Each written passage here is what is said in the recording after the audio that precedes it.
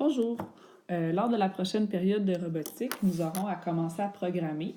Donc, vous avez fait votre inventaire, vous avez construit votre robot, c'est presque terminé ou c'est terminé. Donc, vous allez bientôt être rendu à l'étape 3, qui est de faire votre premier programme de robotique. Vous allez donc devoir ouvrir le logiciel Lego Mindstorm Éducation EV3 qui est sur le bureau de l'ordinateur. Quand vous allez l'ouvrir, vous allez aller dans Fichier, Nouveau projet. Vous allez cliquer sur Programme. Il va y avoir un petit bouton Ouvrir ici. Une fois que ça va être ouvert, vous allez aller dans Fichier, Enregistrer le projet pour lui donner un nom.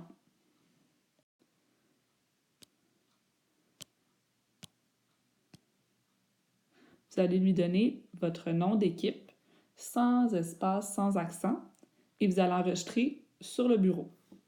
Vous aurez à réutiliser toujours la session du même élève lors des cours suivants. Par la suite, une fois que votre nom d'équipe va apparaître pour le fichier, vous allez avoir différents programmes. À chaque fois que vous allez ouvrir un programme de plus, il va être numéroté 1, 2, 3 dans l'ordre que vous allez les faire.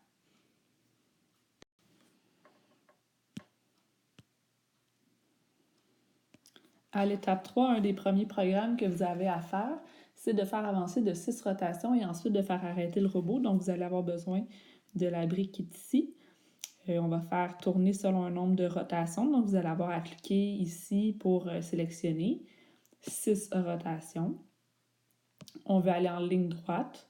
Donc, il ne faut pas oublier de brancher nos petits fils de téléphone dans les moteurs et se rendre aux lettres B et C dans la brique intelligente.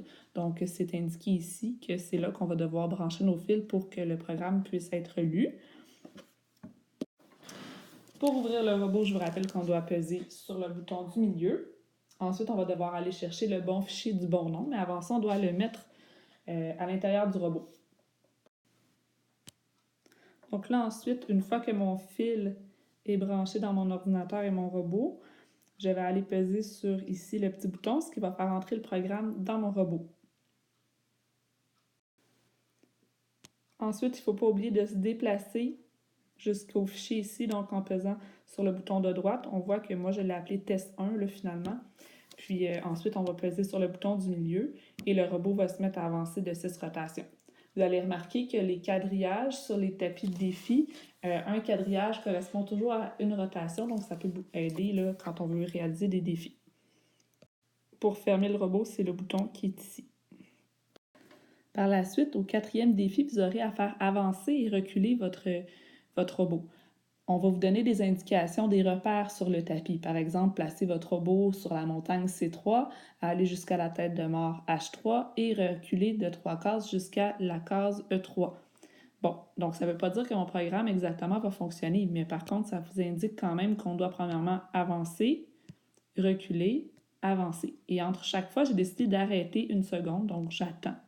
Donc mes briques oranges me disent que j'attends une seconde. Et j'indique ici mon nombre de rotations, par essai-erreur ou en comptant le nombre de cases que j'ai à avancer ou à reculer sur le tapis.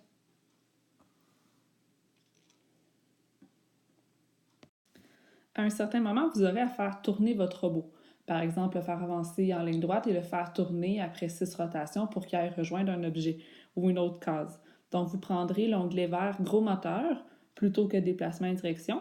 Et là, vous allez devoir choisir quel moteur vous devez faire tourner. Donc, parfois, ça va être faire tourner la roue droite, donc le moteur qui correspond à la roue droite vers l'avant ou vers l'arrière. Bref, pour que votre robot puisse tourner dans la direction que vous voulez, selon un nombre de rotations, donc des rotations en degrés, et ici le nombre de rotations.